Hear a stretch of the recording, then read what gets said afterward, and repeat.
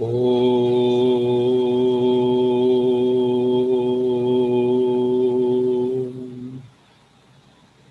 शांति। जो मनुष्य है वो भावनाओं और विचारों का ही मिला जुला अस्तित्व है। हम सब के अंदर भावनाएं बहुत हैं। भावनाओं के तूफान भी बहुत आते हैं। कई बार तूफान आते हैं, सुनामी आती है, ऊंची ऊंची लहरें उठती हैं। हमारी पर्सनैलिटी जैसी परिस्थितियां होती हैं वैसी हमारे मन की स्थिति बदल जाती है।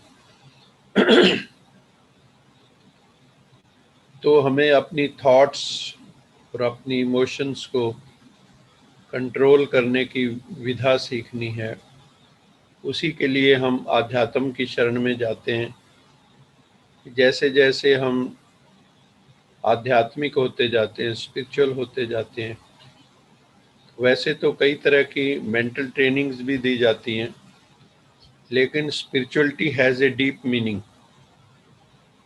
जो आध्यात्मिकता है उसका डीप मीनिंग है, गहराई से हम उस चीज़ को समझते हैं।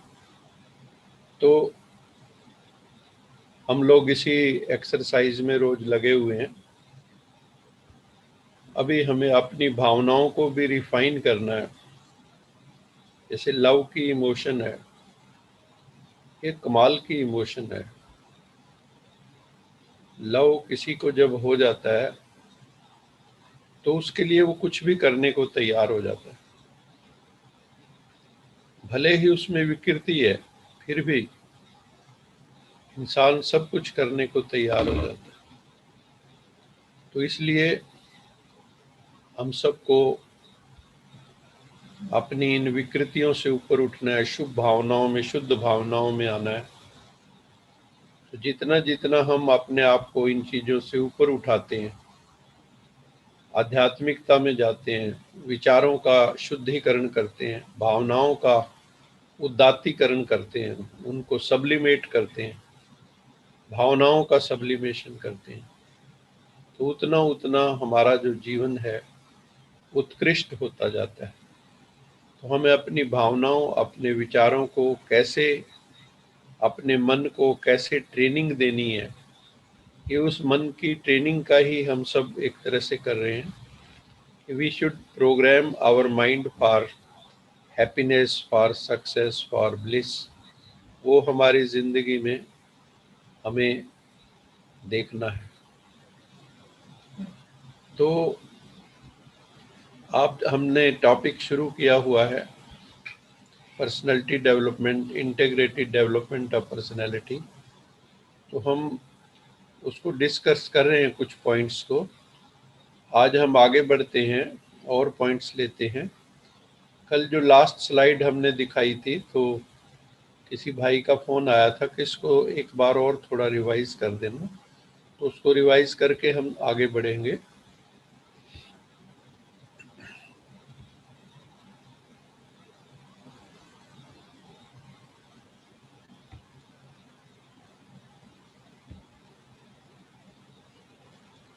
हमने कल जो है बात की थी 5 पॉजिटिव पर्सनैलिटी ट्रेट्स की। तो वो 5 पॉजिटिव ट्रेट्स कौन सी हैं, हम उसकी जो है इसमें चर्चा कर रहे हैं। 5 पॉजिटिव ट्रेट्स में first one is emotional stability. हमारे भीतर जो भावनात्मक स्थिरता है वो हो, क्योंकि इमोशंस जीवन में बहुत आती हैं, उतार चढ़ाव बहुत होते हैं, हम सब अनुभवी हैं। कभी क्रोध आ जाता है तो कितना हम लोग गुस्से में पागल जैसे हो जाते हैं। तो इसमें ये दिखाया कि अपनी भावनाओं को नियंत्रण करके हमें इमोशनली स्टेबल बनना है। और इमोशंस का जो ग्राफ है बहुत हाई और लो चला जाता है। जो कभी हम बहुत ही हाई हो जाते, कभी बिल्कुल इमोशनली हम जो हैं वो डिप्रेशन तक में चले जाते हैं।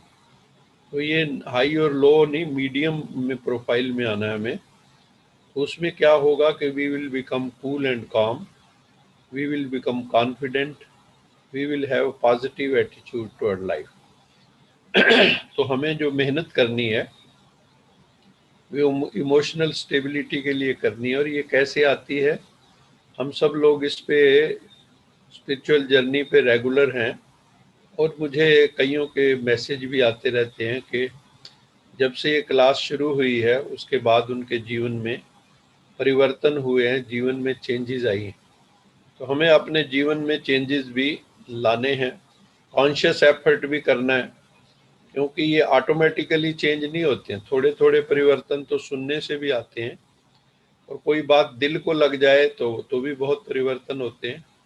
लेकिन फिर भी हमें we have to make conscious effort. फिर दूसरा है एक्सट्रोवर्शन।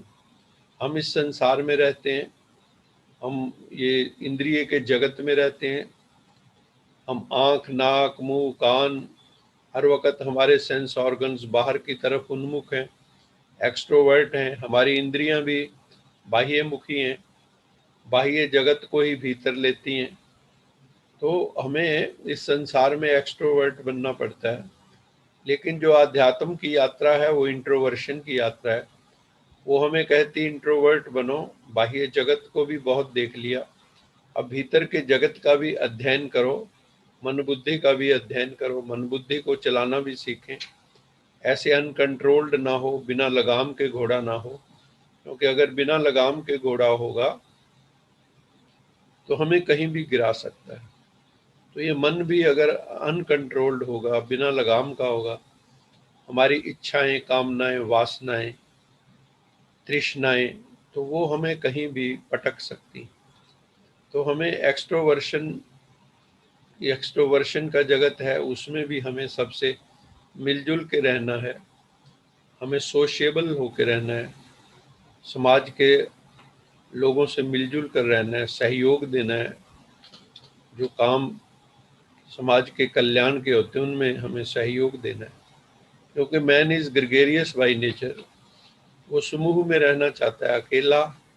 तो संत महात्मा जो होते हैं ना, जिनको एकांत, अलूफनेस काटती नहीं है, ज्यादातर लोगों को तो एकांत भी काटने लगता है। कोरोना काल में कई लोग डिप्रेशन में इसीलिए कई चले गए, कईयों को काम नहीं मिला, घूम फिर नहीं सके, तो एक अजीब सी मानसिक दशा में चले गए। और फिर जो है एक्सट्रोवर्शन वाले जो पर्सनैलिटी होती है वो असर्टिव भी होती है, अपनी बात को अच्छे से कहना है। कल भी हमने चर्चा की थी कि be assertive not arrogant. Arrogance और असर्टिवनेस में एक बिल्कुल थिन लाइन ऑफ डिमार्केशन है। जब हम अपना ईगो से बोलते हैं किसी चीज़ में कि मेरे जैसा कोई नहीं, तो वो असर्टिवनेस ही उसमें चेंज हो जाती है वो।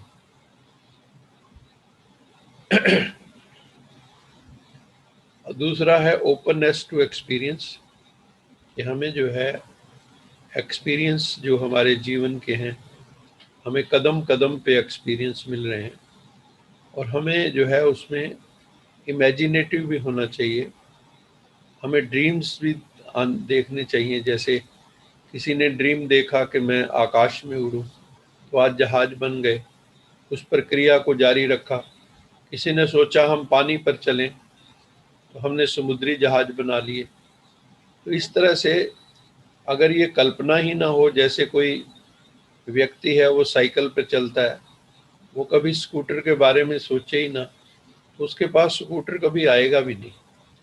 तो हम लोगों को थोड़ा बाह्य जगत के जो भौतिक सुख के साधन है उसमें भी लग्जरी में ना जाएं, लेकिन नीड्स तक तो हम जा सकते हैं। और उसके लिए अपने आप को हमें तैयार भी करना है, मेंटली प्रिपेयर भी करना है। तो we should be open to experiences, imaginative, artistic, sensitive. हमें आर्टिस्टिक होना चाहिए। हमारे किसी भी काम को कहते हैं this is art of life. जीवन को जीने की भी कला है, हमें स्किलफुली जीवन जीना चाहिए। हमें संवेदनशील भी होना चाहिए, क्योंकि जिनकी सेंसिटिविटी डेड है, और हमें दूसरों को सेंसिटाइज भी करना चाहिए कई चीज़ों के लिए, बच्चों को अपने। तो उससे भी हमें जीवन में नए नए अनुभव, नए नए एक्सपीरियंस। ये नहीं कि जहाँ हम रुके हैं वहीं रुके रहें। अगर हमें कुछ नयापन लाना है, इनोवेटिवनेस लानी है, तो वी शुड बी ओपन। हमें जो है नए नए स्थानों पे जाना चाहिए, घूमना चाहिए, फिरना चाहिए, नए नए लोगों से मिलना चाहिए, नई नई किताबें पढ़नी चाहिए, ताकि नई कंसेप्ट, नई प्रिसेप्ट्स हम सबको मिले। फिर हैं हम अंतरात्मा की आवाज़ सुनने वाले, कॉन्शियंशियस ज़मीर वाले लोग हों, हमारी नीयत साफ हो। तो वो जो लोग हैं वो रिस्पॉन्सिबल होते हैं, जिम्मेवार, ऑर्गेनाइज्ड होते हैं। उनके अपनी जो है, क्योंकि जिनका भीतर व्यवस्था है, अंदर अवस्था टिकी हुई है, तो बाहर व्यवस्था भी सुंदर हो जाती है। फिर है डिपेंडेबल होते हैं, ऐसे लोग विश्वसनीय होते हैं, विश्वास किया जा सकता है इन पे। फिर एग्रीएबलनेस जो है, उनका ये कंपोनेंट भी बड़ा स्ट्रांग होता है। उनको आप जल्दी एग्री कर जाते हैं। ऐसा नहीं कि उनकी समझ में नहीं आता। कईयों के लिए रिश्ते जो हैं आर्गूमेंट से ज़्यादा इम्पोर्टेंट होते हैं। वो कहते हैं कि it is better to lose an argument than to lose a friend. वो कई लोग, आप हमने देखा है ऐसे लोग, वो कहते हैं छोड़ो यार इन बातों को, हमारे संबंधों में मधुरता बनी रहनी चाहिए। तो ट्रस्ट वर्दी होते हैं, विश्वसनीय होते हैं और चीयरफुल। उनके चेहरे पे हमेशा प्रसन्नता, उनके चेहरे पे हमेशा स्माइल जो है वो बनी रहती है।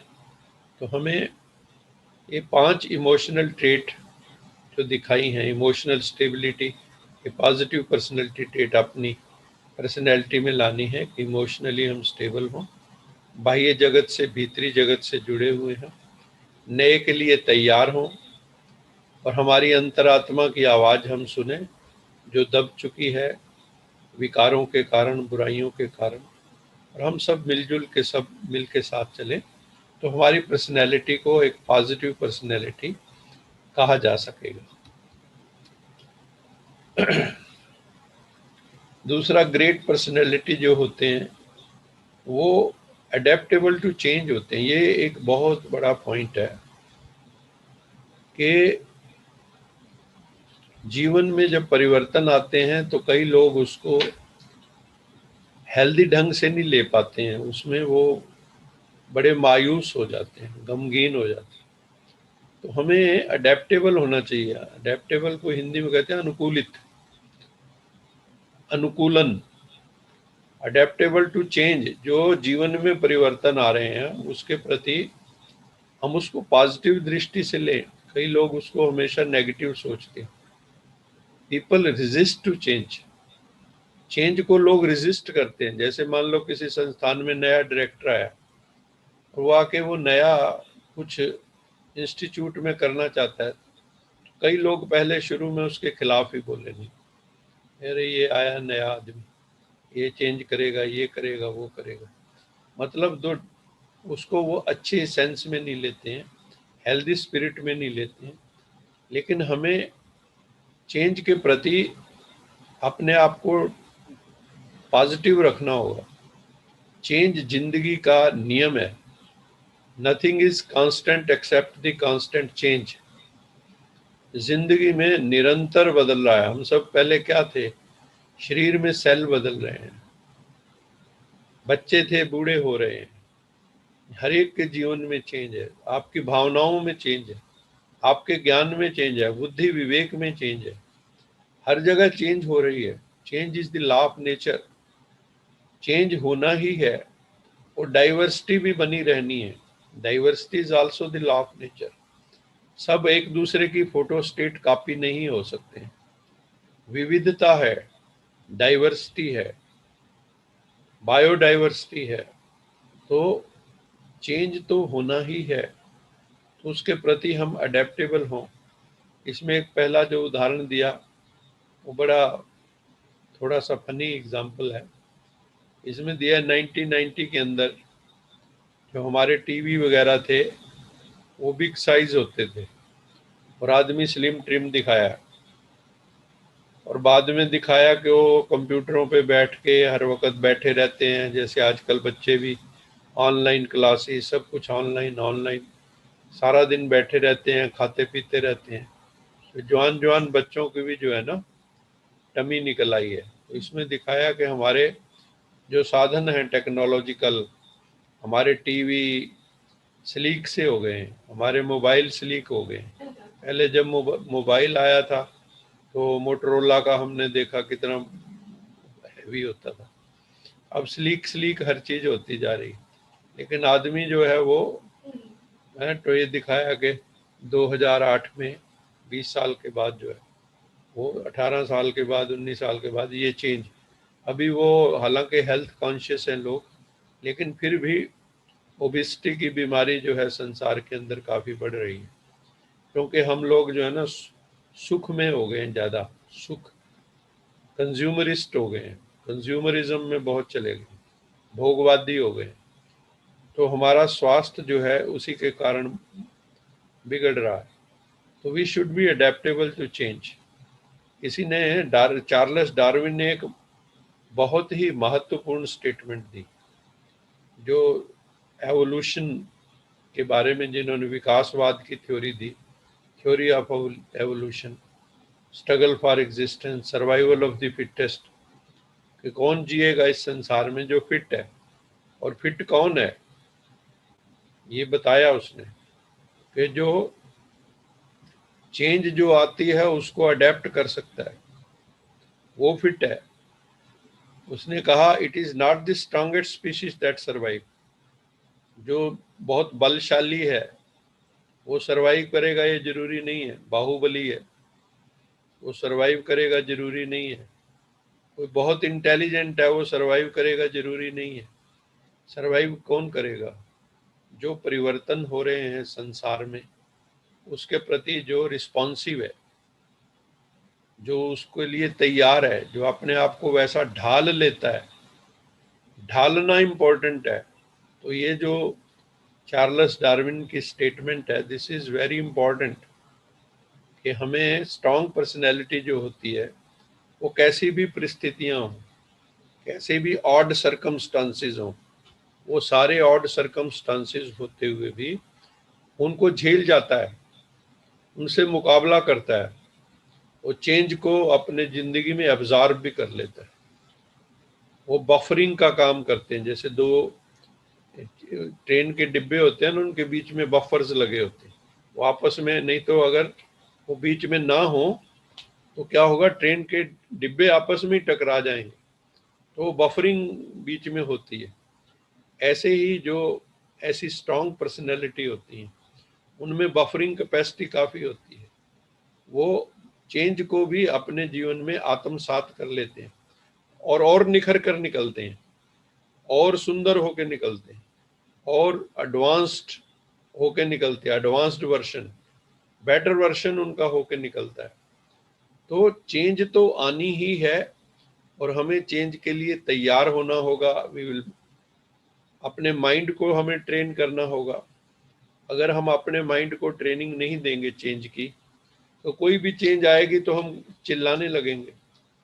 तो चिल्लाना नहीं है, लेकिन we need to be adaptable to change, और चेंज का स्वागत भी है। आप जो है एक तरह का भोजन खाते रहें तीनों टाइम, तो आपको अच्छा लगेगा? बिल्कुल रोज एक ही रूटीन हो, क्या आपको अच्छा लगेगा? लोग कोरोना के कारण कुछ दिन घरों में रहे, तो आजकल देखो कोई कुल्लू मनाली घूम रहा है, कोई रोहतांग पास जा रहा है, कोई लेह लद्दाख जा रहे हैं, घूम रहे हैं लोग, क्योंकि चेंज चाहिए। और ये मन तो वैरायटी चाहता है।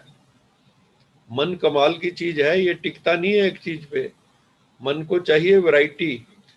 एक ही चीज इसको बार बार दोगे तो बगावत कर देता है, मुझे नहीं चाहिए ये। तो इसलिए चेंज के लिए हमें तैयार रहना चाहिए, ये बहुत इम्पोर्टेंट है। चेंज आएंगी, हमें उसके लिए इतना रिजिलियंट होना होगा, इतना अडेप्टेबल होना होगा, इतना टॉलरेंट होना होगा कि हम उसको झेल सकें। कुदरत में भी चाहे वनस्पति की वैरायटीज हैं, फ्लोरा एंड फाना, कौन सरवाइव कर पाए जो उस चेंज को झेल गए। तो we should stand for change. हमें चेंज के लिए तैयार रहना चाहिए। अभी भगवान भी किस लिए आए? भगवान का अवतार दुनिया में किस लिए होता है? चेंज के लिए। जब मानवता बिल्कुल लोएस्ट लेवल पे चली जाती है, जब सबकी बैटरी डिस्चार्ज हो जाती है, तो भगवान किस लिए आते हैं? To charge our batteries, to change our personalities. हम रोज बोलते हैं कि हम नर से नारायण हो सकते हैं, नारी से लक्ष्मी हो सकते हैं। आप देखो लक्ष्मी की शक्ल, नारायण की शक्ल क्या हमसे नहीं मिलती है? क्या वो आंख नाक मुंह कान वाले नहीं है? ज्यादा उनका अगर बाह्य दृष्टि से देखें तो ज्यादा उन्होंने श्रृंगार कर रखे हैं, वरना हमारे में और उनमें अंतर क्या है? तो उनके भीतर भी परिवर्तन है, बाह्य भी परिवर्तन है। बाह्य भी बहुत खूबसूरत है वो, उनके चेहरे से उनकी भीतर की पर्सनैलिटी झलकती है। तो भगवान किस लिए आए? भगवान जब भी आते हैं वो कहते हैं मैं अधर्म का नाश करके धर्म की स्थापना करता। हम बदलते बदलते बदलते कहाँ थे कहाँ आ गए। सतयुग से यात्रा शुरू की, कलयुग में आ गए। और कलयुग में हम लोगों का देखो, जो इस वक्त इरिलीजियसनेस और अनराइटियसनेस अपनी पीक पे है। रॉन्ग, गलत करने में इंसान डरता ही नहीं, डिसऑनेस्टी से डरता नहीं, पाप करने से डरता नहीं। आप देखो अभी कोरोना काल में 4,000 का टीका 80,000 में भी हमें एक ने बताया कि मिला। 80,000, कोई 24,000, कोई 30,000। ये क्या है? हम लोगों का चरित्र बिल्कुल धरती से भी नीचे पाताल लोक में चला गया। तो हमें इस चेंज जो भी है, उस चेंज को भी, अभी जो नेगेटिव चेंज हुआ, अब उस नेगेटिव चेंज को पॉजिटिव चेंज में लाना है। हमें ऐसी पर्सनैलिटी डेवलप करनी, पॉजिटिव पर्सनैलिटी जिसकी बात की हमने, spiritual personality, divine personality. We have to bring change in this universe, in this world. कैसे आएंगी वो चेंज? वो चेंज तभी आएंगी जब हम सब मिलजुल कर पुरुषार्थ करेंगे। वो सुबह जरूर आएगी जब नरक से भी गंदी दुनिया, जब स्वर्ग बनाई जाएगी, वो सुबह जरूर आएगी, वो सुबह जरूर आएगी, वो सुबह हमी से आएगी, वो सुबह हमी से आएगी। कौन चेंज लाएगा? चेंज लाने वाले कौन? Who are the instruments of change? Instruments of change कौन है? We are the instruments of change. पहले भी हमने नरक बनाया, कौन थे नरक बनाने वाले? हम सब। हम सब कई बार मौन रहे। द्रौपदी का चीरहरण हुआ, द्रोणाचार्य, भीष्म पितामह, कृपाचार्य, सारे वहां मौजूद थे, लेकिन सब साक्षी हो गए उस वक्त।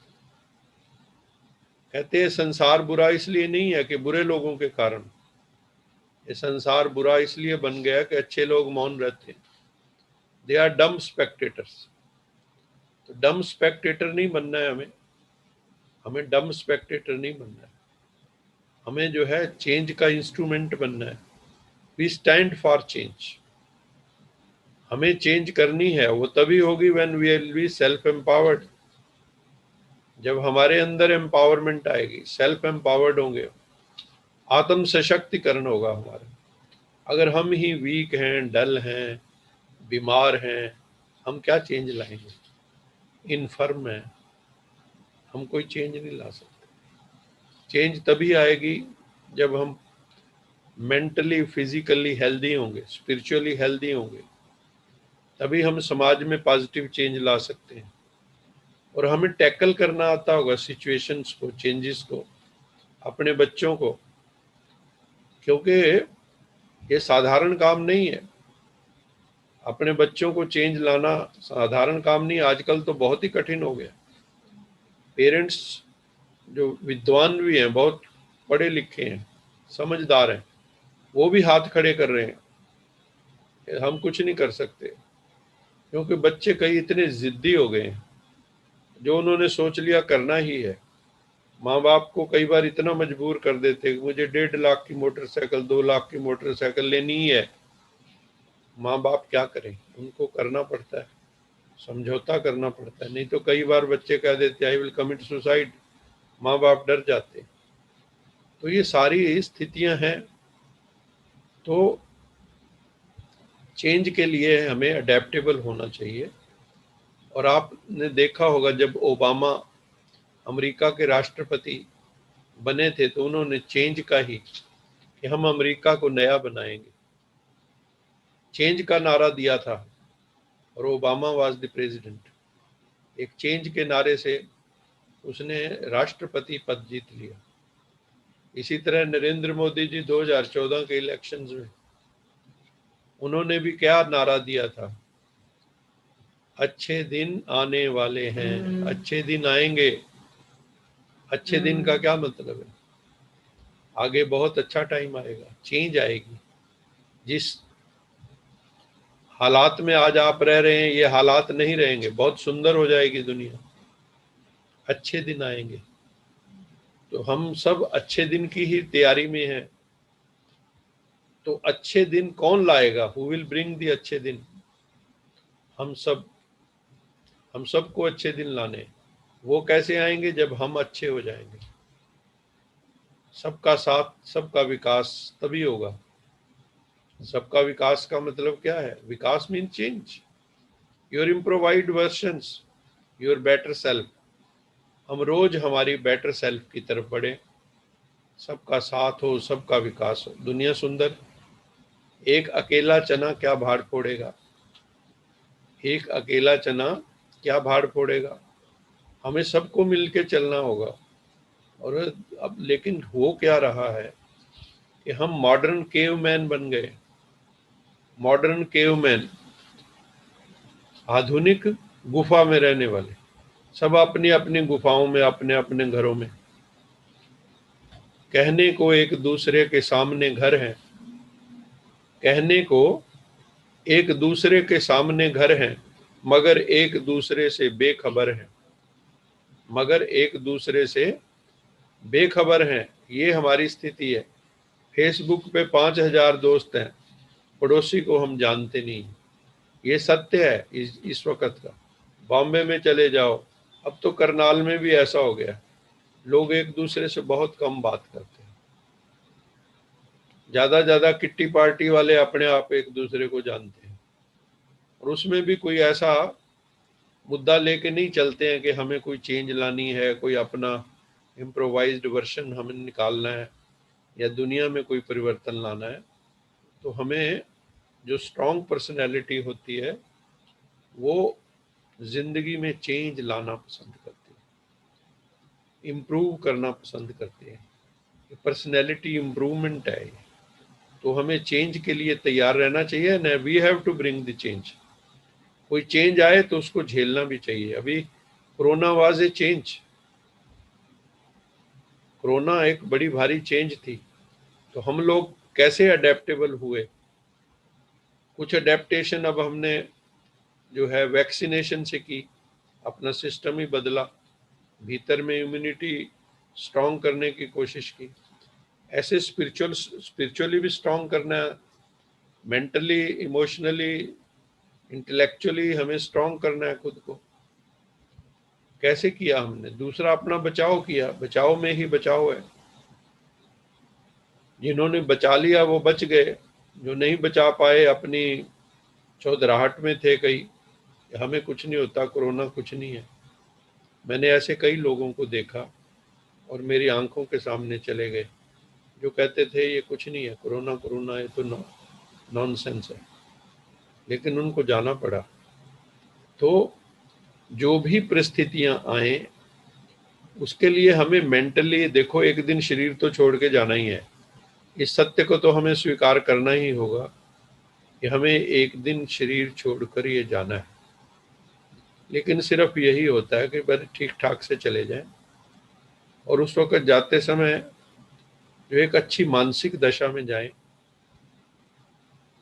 परमात्मा की गोद में जाएं, आनंद की अवस्था में जाएं। हमारे ऋषि मुनि ऐसे बहुत हैं जो इच्छा मृत्यु से जाते हैं, अपनी मौज से जाते हैं। और सतयुग में शिव बाबा बताते हैं हमें कि वहाँ सारे इच्छा से ही जाते हैं, अपनी इच्छा मृत्यु से, जो देवी देवता है। तो अभी हम थोड़ी मुरली की बात करेंगे, कल बाकी हम डिस्कस करेंगे। आज बाबा ने मुरली में कहा कि बाबा की आप बच्चों से ये शुभ आशा है। बाबा हम बच्चों से आश रखते हैं कि बच्चे एक तो साक्षी बन जाए, एक साथी बन जाए। दुनिया के तो बन जाए साक्षी, दुनिया से साक्षी बन जाए जैसे भगवान साक्षी है, और परमात्मा के साथी बन जाए। हम भगवान का हाथ पकड़ के रखें, उसके साथ रहें सर्वशक्तिवान के। अगर बुद्धि में हमारे सर्वशक्तिवान का साथ होगा और हाथ होगा, हमारे सिर पे उसका हाथ होगा, तो हम साक्षी और साथी बन जाएंगे। तो इस जिंदगी को बड़े सुंदर ढंग से जी पाएंगे। दुनिया के साक्षी बनना है, परंतु प्रभु वाला पिता के हर पल साक्षी बनना, साथी बनना है।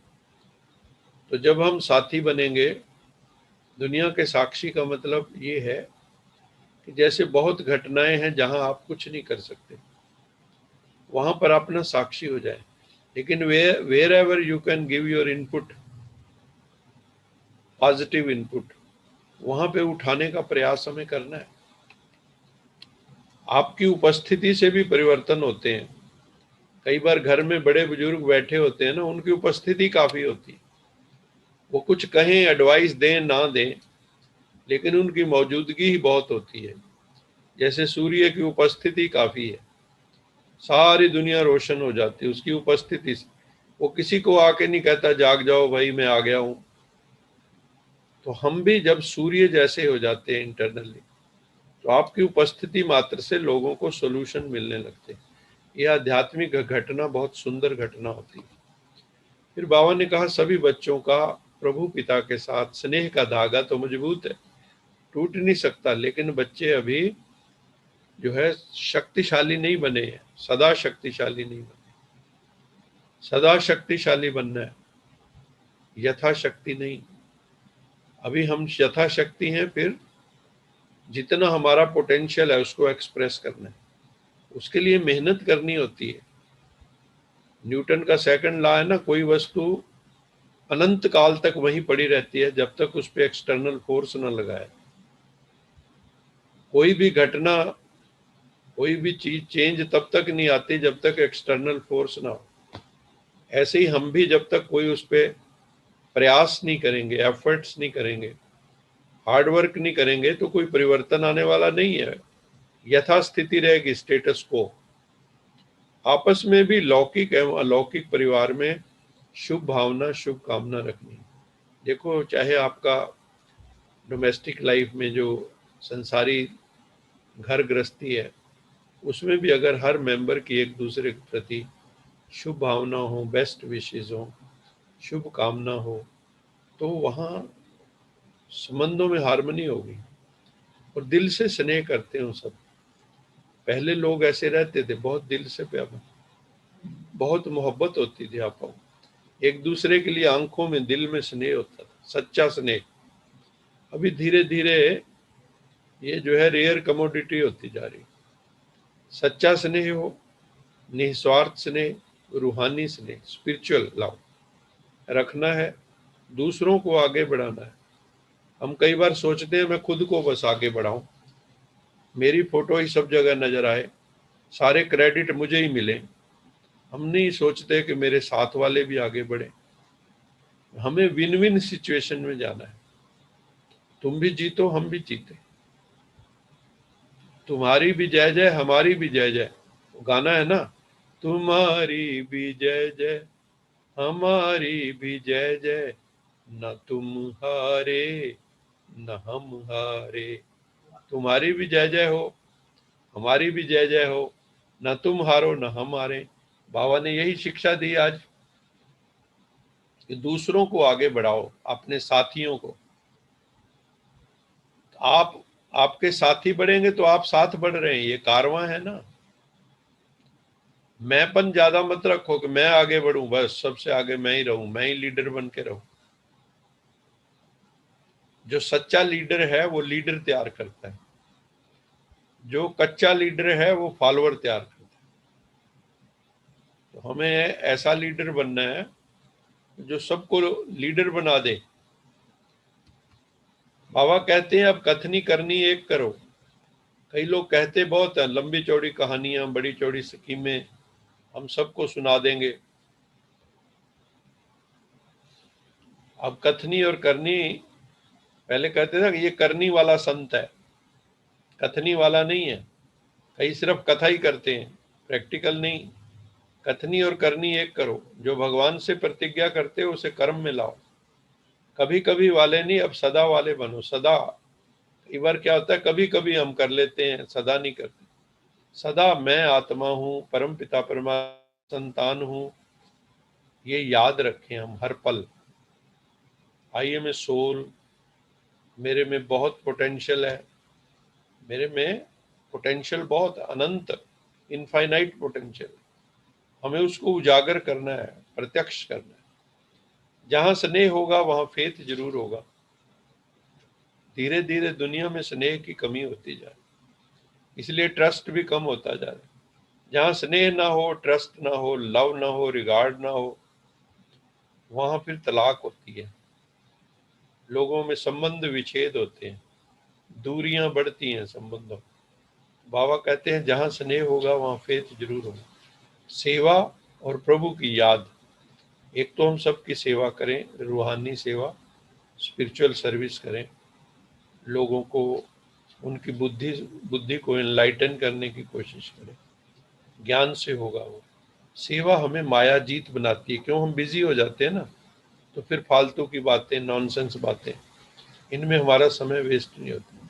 इसलिए सब सेवा में बिजी रहो, प्रभु की याद में। और सेवा भी प्रभु की याद में करनी है, सबको भाई भाई समझ के। सेवा अर्थात जिसमें अपना भी सहयोग हो, सर्व का सहयोग हो, और अंत में क्या होगा, आत्म संतोष, सेल्फ सेटिस्फेक्शन, सेल्फ कंटेंटमेंट, बड़ा अंदर सुकून मिलता है। सच्ची सेवा वाले बाबा से और परिवार से दुआएं लेते रहते हैं। जो आत्माएं इस भाव में रहती हैं, ये लास्ट है, जो आत्माएं इस भाव में रहती हैं कि इस वर्ल्ड ड्रामा का मंगलकारी विधान है, जो भी हो रहा है मंगलकारी है, जो होगा मंगलकारी होगा, वो सदा साक्षीपन की सीट पर सेट रहकर एक रस अचल अडोल स्थिति का अनुभव करते हैं। उन्हें ड्रामा की हर एक्ट में कल्याण दिखाई देता है। जब कल्याणकारी परम पिता परमात्मा के बच्चे हैं, शिव शब्द का क्या अर्थ होता है? सत्यम शिवम सुंदरम का क्या अर्थ है? सत्यम सत्य स्वरूप, शिवम मैंने कल्याण स्वरूप, और सुंदरम मैंने ब्यूटीफुल, जो संसार को सुंदर बना दे, आत्मा को सुंदर बना दे। तो जब शिव प्रभु हमारे साथ है, परमात्मा, जब कल्याणकारी परम पिता परमात्मा के बच्चे हैं, तो अकल्याण हमारा कभी हो नहीं सकता। इस भाव को हमें मजबूत होना है। कुछ भी हो जाए उसमें कल्याण समाया। समय बहुत कीमती है, टाइम इज वेरी प्रेशियस। जो समय को अमूल्य समझ के सफल करते हैं कि टाइम इज इनवैल्यूएबल, इसकी कीमत नहीं दी जा सकती। एक सेकंड भी बहुत कीमती है। जब मरने का टाइम होता है तो करोड़ों रुपए देने पे भी श्वास नहीं मिलते, और इन श्वासों को हम बहुत वेस्ट कर देते हैं। तो जो समय को अमूल्य समझकर सफल करते हैं, वो समय पर कभी धोखा नहीं खाते। इन्हीं शब्दों के साथ आप सबका बहुत बहुत धन्यवाद। कल हम फिर इसको और टॉपिक को आगे बढ़ाएंगे। हम इसमें कोशिश कर रहे हैं कि हर चीज़ को अच्छे से क्लियर किया जाए, ताकि हम सब की पर्सनैलिटी जो है अच्छे से इम्प्रूव हो, हम लोग अपनी ज़िंदगी में कुछ चेंजेस लाएं, प्रैक्टिकल चेंजेस लाएं, और जो हमें मिलते हैं उनकी ज़िंदगी में भी चेंजेस आए। अभी कोई प्रश्न किसी का हो तो प्रश्न हम ले सकते हैं। ओम शांति भाई जी। ओम शांति जी, कौन बोल रहे हैं? कर्ण यहाँ कैथल से बोल रही हूँ, राजू। हाँ जी, हाँ जी, बोलिए। आप ये कहते हैं ना, पुरुषार्थ करो, योग लगाओ, ये क्या चीज होती है? पुरुषार्थ कैसे करते हैं? 1 मिनट जरा बताएंगे? आप ज्ञान में हैं? हाँ जी। पुरुष पुरुषार्थ का अर्थ होता है हाँ जी। पुरुष प्लस अर्थ। हाँ जी। पुरुष कहते हैं आत्मा को। अच्छा जी। आत्मा अर्थ मैंने आत्मा के कल्याण के लिए हम जो भी करते हैं, आत्म हाँ, उत्थान के लिए, वो हाँ सारा जी। पुरुषार्थ है। अच्छा। और इस जिंदगी में भी मान लो आपने धन भी कमाना है, तो हाँ। क्या घर बैठे अपने आप धन आ जाएगा? नहीं जी। उसके लिए जो भी मेहनत करते हैं वो पुरुषार्थ है। अच्छा अच्छा। पुरुषार्थ होता है अपने कल्याण के लिए, हमें जो अच्छा जी। साधन बटोरने हैं, जो कुछ करना है, चाहे अच्छा अपना आत्मिक उत्थान करना है, परमात्मा से मिलना है, कोई भी चीज अपने आप नहीं मिलती है। जैसे अच्छा। कहते हैं ना कि जो शेर है जंगल में, हाँ अगर वो जी। लेटा रहे, सोया रहे, और कहे कि मेरे मुंह में आके हिरण गिर जाए, तो अच्छा। गिर जाएगा? नहीं गिरेगा जी। तो उसको मेहनत करनी पड़ेगी ना। हाँ जी। ऐसे ही जब हम कहते हैं पुरुषार्थ, तो अच्छा। पुरुषार्थ का अर्थ होता है कि हम उस दिशा में अपना प्रयास करें, प्रयत्न करें, कोशिश करें, मेहनत करें, उसको कहते हैं पुरुषार्थ। हाँ दूसरा क्या जी। पूछा था आपने? योग जी। योग योग आप लगाते हो? सुबह कैसे लगाते हैं? इसका मतलब आप ना कच्चे पक्के हो अभी। योग होता है पहले खुद को आत्मा समझना, हम अच्छा जी। कौन हैं ये समझना। अच्छा हम जी। कौन हैं आपको पता ही होगा। हाँ जी। आत्मा आत्मा है, कहाँ रहती है आत्मा? भ्रिकुटी में। आंखों के आंखों से पीछे। कौन? प्रश्न कौन पूछ रहा है? आत्मा ही तो पूछ रही है ना। हाँ जी। अभी आत्मा कई बार दुखी हो जाती है, पीड़ा में आ हाँ जी। जाती है, हाँ जी। विकारों के अधीन हो जाती है, कभी काम के, कभी क्रोध के, हाँ जी। कभी लोभ के, कभी मोह के, कभी अहंकार के, कभी ईर्ष्या, कभी हाँ जी। द्वेष, कभी आलस, कभी भय, हाँ जी। है ना। कितनी हाँ जी। इसमें वो है कमियां।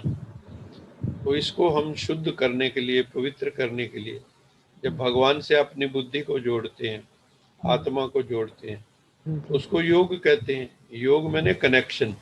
जैसे अच्छा। आपके घर में बिजली क्यों आई हुई है? हाँ हाँ जी। क्यों आई है? बिजली कनेक्शन से आई। बिजली का कनेक्शन ले रखा है आपने, अगर कनेक्शन वो कट कर जाए हाँ। बिजली वाले, तो बिजली आएगी? नहीं आई। नहीं आएगी। इसी तरह से आत्मा को परमात्मा के साथ कनेक्शन जोड़ना है, अच्छा। और वो कनेक्शन जुड़ेगा जब ये देह की रबड़ है ये उतारनी पड़ेगी। अच्छा। देह क्या है? जैसे तारें होती हैं, तो तारें जो है उनके ऊपर रबड़ चढ़ी होती है ना, बिजली की तारें। हाँ जी।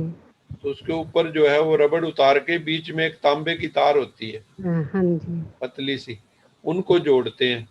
हाँ। ऐसे हमें भी ये शरीर को भूल के जो भीतर की तार है आत्मा, हाँ जी। उस आत्मा को परमात्मा से जोड़ना है। हाँ। ठीक है। हाँ जी। और उसको जोड़ने का तरीका है शुद्ध संकल्प। अच्छा। शुद्ध संकल्प, शुभ संकल्प। जैसे। जितने हमारे संकल्प शुभ होंगे, सतगुणी होंगे, पवित्र होंगे, हाँ जी। उतना हम परमात्मा से जुड़ते जाएंगे। तो इसलिए हाँ। हम जब बैठते हैं तो हम अपने आप को कहते हैं मैं आत्मा हूँ, मैं शरीर नहीं हूँ, मैं हाँ शांत जी। स्वरूप आत्मा हूँ, हाँ मैं जी। प्रेम स्वरूप आत्मा हूँ, मैं प्रेम के सागर परमात्मा की संतान हूँ। परमात्मा हमारे जैसा ही है, अच्छा। सजातीय है। वो हमारा बाप है तो हाँ। हमारे जैसा है, लेकिन हाँ। वो हर चीज में सिंधु है। हम बिंदु हैं तो वो सिंधु है। हाँ वो जी। सागर है, वो ज्ञान हाँ। का सागर है, प्रेम का सागर है, सुख का सागर है। जब हम उसका चिंतन करते हैं तो जैसा चिंतन वैसा स्वरूप बन जाता है। जैसा हम सोचते हैं वैसा हम बन जाते हैं। हाँ। जैसा सोचोगे तुम वैसा बन जाओगे। भगवान की बातें करेंगे तो भगवान जैसे बनेंगे, शैतान की बातें करेंगे तो तो शैतान शैतान जी। जैसे बन जाएंगे। हाँ इसलिए किसकी बातें करनी चाहिए? भगवान की। भगवान की बातें करनी, भगवान जैसे बन जाए। भाई जी जैसे सुबह सुबह लगाते हैं, कहते हैं भी मैं आत्मा हूँ, शांत स्वरूप हूँ, ये कहने से ही योग लग जाएगा या कुछ और करना पड़ेगा? हाँ जी, जैसे सुबह 4 ऊंचा बजे, बोलो, थोड़ा ऊंचा से, नजदीक जैसे होके बोलो। 4 बजे योग लगाते हैं, हाँ जी, बोलते हैं मैं आत्मा हूँ, हाँ जी, शांत स्वरूप हूँ, ठीक है। तो ऐसे कहने से ही कनेक्ट हो जाते हैं। हाँ, जब हम कहते कहते खो जाते हैं। एक तो अच्छा होता है जी। कॉन्शियस, मतलब हम हाँ जी। होश में, बाहरी होश में। हाँ जी। हम करते, अभी दुनिया में क्या करते हो, जैसे किसी के घर में कोई डेथ हुई हाँ जी। तो कई लोग अपने वालों को रो के, याद करके रो लेते हैं। हाँ जी। उनको उनके ऊपर तो रोना आता नहीं, क्योंकि वहां तो मोह की रस्सियां इतनी फंसी हुई नहीं है। हाँ जी। ये अनुभव तो है ना। अब हाँ उसके जी। तो कोई मृत्यु नहीं हुई थी, हाँ लेकिन जी। मृत्यु हुई थी उसकी यादें बुद्धि में थी। अच्छा तो जी। भी जैसी याद होती है ना, तो हाँ जी। कितनी कितनी गहरी याद है, देखो ना। अब इसमें क्या है, भक्त भगवान को याद करते हैं। हाँ जी। याद के अंदर दम कितना है, एक तो है अभी सुनी सुनाई बात है कि भगवान को अच्छा। याद करना चाहिए, तो अच्छा हमने जी। याद कर लिया, लेकिन दिल में तो प्रेम है नहीं। हाँ। तो वो कोरे शब्द बन जाएंगे। अच्छा जी। कोरे शब्दों से कल्याण नहीं होता। उन अच्छा। शब्दों में, ये शब्द तो कहने की बात है, इन शब्दों की जरूरत ही नहीं है। अच्छा जी। जब किसी का दिल में प्रेम है किसी का किसी के प्रति, हाँ तो जी। प्रेम जो है वो शब्दों में अभिव्यक्त नहीं किया जा सकता। हाँ जी। तो हमारे दिल में अगर परमात्मा के लिए प्रेम तो होना, लेकिन सुनी सुनाई बातें करके हाँ, जब हम कहते हैं मैं शांत स्वरूप हूँ, तो शांत स्वरूप का अनुभव करूं, अच्छा। प्रेम स्वरूप हूँ, तो मेरे हृदय में प्रेम जागे। अच्छा। पूरे शब्द रिपीट करने से कुछ नहीं होगा। अच्छा। ठीक। भाव जगना चाहिए, शब्द के साथ भाव। ठीक है। भगवान भाव का भूखा है, शब्दों का भूखा नहीं है। अच्छा। शब्द ठीक। आप कितने बढ़िया बोलते रहो। हाँ जी। मीराबाई जो थी, हाँ जी। वो प्रभु के प्रेम में डूबी हुई थी। हाँ जी। देखो मीराबाई ने जो भजन गाए, वो हाँ जी। मीराबाई ने प्रेम में डूब के गाए, लेकिन हो सकता है वो लता हाँ जी। मंगेशकर जैसा अच्छा ना गाती हो, हम्म। लेकिन फिर भी भगवान को प्रिय है वो। हाँ जी। टूटे फूटे शब्द भी भगवान को प्रिय हैं, हम्म। अगर दिल से निकले हुए हैं। और दिल से नहीं निकला तो आप कितनी बढ़िया वर्डिंग कर लो, अच्छा। भगवान को तुम्हारे उन शब्दों की वैल्यू नहीं है। अच्छा। भगवान को तुम्हारे प्रेम की वैल्यू है, तुम्हारे भाव की ठीक। वैल्यू है, ठीक है। तुम्हारी कितनी इमोशनल इंटेंसिटी है, उसकी हम्म। वैल्यू है। हम्म। समझ में आई? इसलिए रिपीट हाँ, करने से कुछ नहीं होगा, अच्छा। कि भाव रूप में स्थित हो जाओ, हाँ तब जी। आनंद आना शुरू हो जाता है। और कई बार तो ये भी पता नहीं लगता हाँ कि जी। एक दो घंटे गए कहाँ, हाँ पता जी। ही नहीं लगेगा, खो जाओगे आप। हाँ जी। ठीक है, ठीक है। हाँ जी। ठीक। चलो, ओम शांति। थैंक यू भाई। और कोई प्रश्न? बस थैंक यू भाई जी। Okay, thank you. अगर कोई और प्रश्न नहीं है तो आप सबका बहुत बहुत धन्यवाद, बहुत बहुत साधुवाद। आप सब जुड़ते हैं, हमारा दिल बड़ा होता है, हमें बड़ा अच्छा लगता है। थोड़ी भगवान की चर्चा होती है, अपने भीतर अच्छे भाव पैदा होते हैं, और समाज को भी कुछ ना कुछ योगदान मिलता है। क्योंकि एक एक इंसान जो है, एक एक सितारा जो है, कहते हैं ना हर सितारे की अपनी दुनिया है। तो यहाँ पे भी जितनी आत्माएं बैठी हुई हैं, इनके साथ अनेक आत्माएं जुड़ी हुई हैं। तो जो एक एक में परिवर्तन होगा, तो धीरे धीरे विश्व में परिवर्तन होगा। ये जो ज्वाला भगवान ने भड़काई है, इसको सारे विश्व तक लेके जाना है। ये योग की ज्वाला, ये ज्ञान की ज्वाला, इसको सारी दुनिया तक, हर आत्मा को इसमें जो है, हमें इस ज्वाला को, उनको हर एक आत्मा तक पहुंचाना है कि हर एक के अंदर प्रेम की ज्वाला, आनंद की ज्वाला, खुशी की ज्वाला, शांति की ज्वाला, शीतलता की ज्वाला ये भड़क जाए और सारा दुनिया जो है चेंज हो जाए, सुंदर हो जाए, ब्यूटीफुल हो जाए, तो ये प्रयास हमारे सार्थक हो गए। आप सबका पुनः धन्यवाद। ओम शांति। बहुत बहुत धन्यवाद। अभी ओम हम शांति लोका सर। समस्ता सुखिनो भवन्तु करेंगे। लोका समस्ता सुखिनो भवन्तु। लोका समस्ता सुखिनो भवन्तु। लोका समस्ता सुखिनो भवन्तु।